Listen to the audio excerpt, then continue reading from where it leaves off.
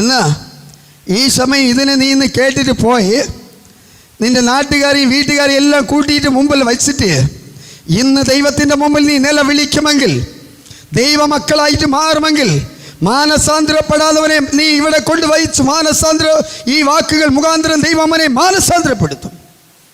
ഏത് കള്ളുകുടിയനായിരുന്നാലും മദ്യപാനിയായിരുന്നാലും.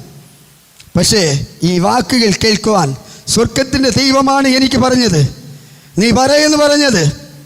എന്നെക്കുറിച്ച് പറയാൻ എനിക്കൊന്നുമില്ല, എൻ്റെ മാതാപിതാക്കളെ കുറിച്ച് പറയാൻ എൻ്റെ അടുത്തിൽ ഒന്നുമില്ല. ഞാൻ വലിയവനോ ചെറിയവനോ നിങ്ങൾ അറിയണ്ട. എൻ്റെ ദൈവം വലിയവനെന്നാണ് ഞാൻ പറയാൻ വന്നത്.